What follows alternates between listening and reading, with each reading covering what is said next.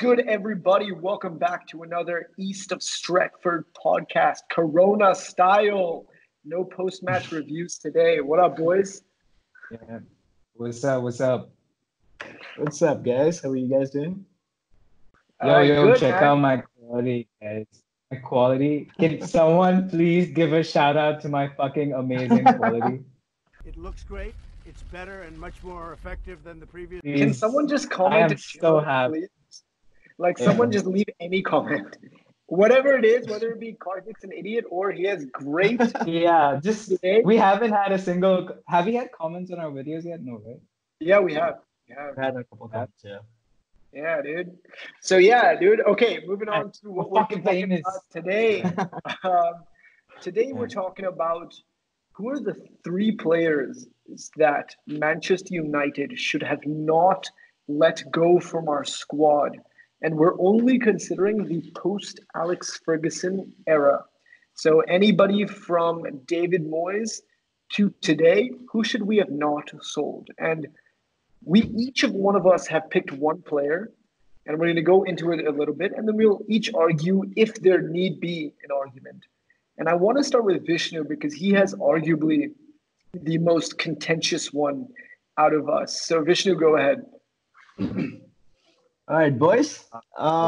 We discussed this a little bit earlier, and it's a bit of a controversial one. It's a bit of a tricky one. I'm going with an Argentinian player that colossally we do hate together, Angel Di Maria. I think he's been the problem is he joined us in, I think, 2014, 14, I think, for 60 million from Real Madrid, where he was performing really well there. But he wanted a swap, he wanted a change. Louis van Gaal brought him in, did he? Yeah. Louis van Gaal brought him in for 60 million. He was top at that point of time. He was one of the best wingers in the world. He was performing really well. He had great ball control. He had pinpoint passing techniques. He was very good in commanding a team in the attacking third. He was able to get those wonderful shots in and stuff. Yeah, and again, at that point we did not have a really good right winger either. It was the missing piece, similar to what we're facing right now with the right winger issues. Di Maria when he first joined in, when he came in, we thought okay, this is a big signing for Man United. So it's going to be a big time player, and he's going to command us through and maybe even get through the troubles that we faced after Ferguson left, because we couldn't really keep up with that momentum. We couldn't keep up with the expectations, and we slumped. We definitely do. We still are. It's in that slump, but Angel Di Maria was one of the greatest players to have entered Man United squad when he first came in, at least. He played 32. One of the greatest players to enter a squad. I just gotta stop you there, and then you could. Man, no. I still think he is because of his potential, man. It sucks that he didn't really get along with the side, and we'll get to that in a second.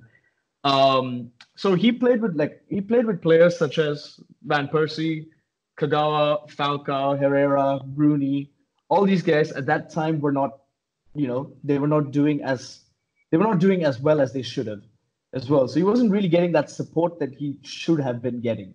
If you see right now, you see the players that we've got right now and stuff, there's some good support system built. There's good chemistry between players. But we knew that with the talent he had, and we've seen that goal against Leicester, boys, a crazy, his ability is phenomenal. But then he just didn't gel with the team at all. He didn't get along with the players. He hated Louis van Gaal, which is another big point to make. A lot of players left during his managerial time. I think that he could have been a sensation at Man United. He didn't I felt he did get used to, because one thing we look at all the players that enter from let's say Spain, or Spain at least is all right, but when you think of players who come from Italy, from Portugal and stuff, we don't know if they'll get adapted to the English conditions as much as they could, because it's a physical sport. He's not the strongest guy around as well. But I felt he showed a lot of sparks, a lot of glimpses of freedom play. He was allowed to ghost about in the midfield. He would swap from left to right and stuff. It posed a serious threat to Premier League teams as well. It's sad, it's shocking that he didn't get along with the team. And now I fucking hate this kid because like he's talked a lot of shit. He said that United was the worst experience, maybe according to him because of Van Gaal and like how he was treated there. I have no idea about that, but like to say that a club is just like as good as Man United is like to say something that he had the worst experience. And I think he after he scored against United or something, he yelled out "fuck you" to the fans. Something I remember something happening like that. So that's a lot of disrespect. I don't have like fucking time for him, but yeah, he's my number one pick, man. I think he would have been very good at Man United. But that's the only reason I didn't pick him. Like your points are completely valid. Like he was supposed to be the game-changing player at that point when we brought him in. He was supposed to literally solve all our problems for us, but that didn't end up happening. And I think Van Gaal is also to blame for that because I think he ended up playing Di Maria in a way more central position than what he's used to as well. I think that was the biggest issue. So he couldn't actually play his usual game. I mean, whenever he played in a more, he was always playing in that number 10 position, I feel. And I think he's way better off on the wings to begin with. I don't think he is that great in that number 10 position. At least he wasn't for us.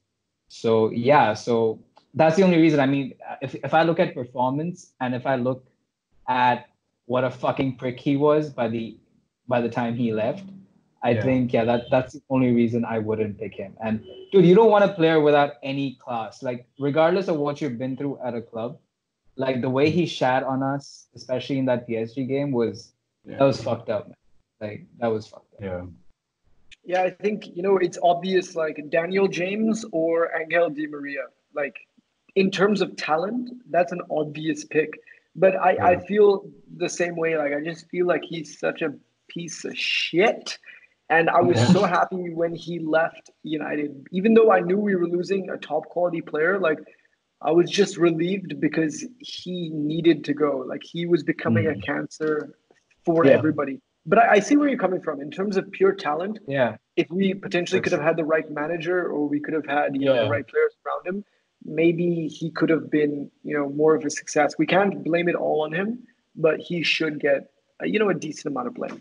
No, absolutely. Because like I think in one of his interviews as well after he had left United, he said that Louis van Gaal treated him like really badly. He said that after training sessions and stuff, he would focus on all the negatives and like he'd sit down with the analysts and Di Maria and show him all the wrong things he's doing instead of like motivating him at all. Like he wasn't telling him about all the good things he did for the team, how he's like helped kind of fix that pace in the midfield that we were lacking at that time as well. So I feel like it's just a matter of a manager to like change it. Like who knows if he had like say I mean I don't even think Mourinho would have done well with him, even though he did I think play under Mourinho. That's why he had left in the first place. But yeah, I think under Ole and stuff, maybe there might be. I don't think there would have been a clash of egos there. And who knows, man? Like I feel like it was just the manager's issue. Maybe he didn't get suited enough as well. Like, but yeah, I feel like a manager can change that perception about you. So that's why I have him top right there. Because Louis van Gaal's a piece of shit for me. Dude, I'm even on Louis. Anyways, Kartik, who is your pick for this? All right, I'm gonna go with Ander Herrera. I mean, I think this goes two ways. Like something I didn't understand about this move. I mean, I agree. I think I was reading about it, and I think the board fucked up and didn't really give him like he was looking for a more permanent place in the team, and the board I think wasn't willing to give that place. I think that's what happened, and there was a lot of miscommunication between him and the board, which is why he left.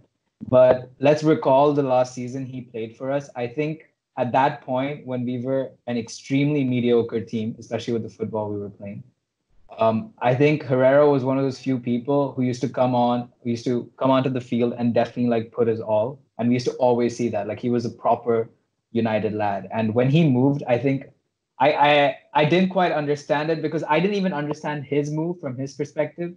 Because for me, why would he go to a team like PSG if he was struggling for first team football in Manchester United at that point? Like his move to PSG to me made no sense. I mean, he's right now. He's only played 8 games, I think, this season so far.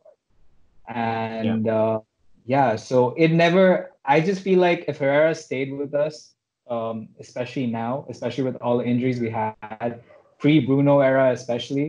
I'm not saying it would be top quality, but it would have definitely been helpful, especially with McTominay getting injured and Pogba getting injured. I think Herrera also had a very good leadership instinct in him, which I kind of missed when he left.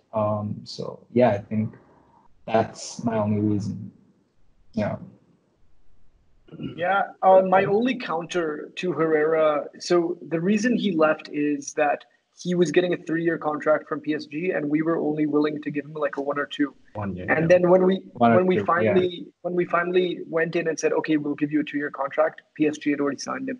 Exactly. But I agree with you. Why would he move to PSG? But my big counter is that he's been injured a lot of this year, and I just thought of it, so that he may not have actually been a good player for us. But I agree, he was such a fighter, and we all loved him. So I don't know.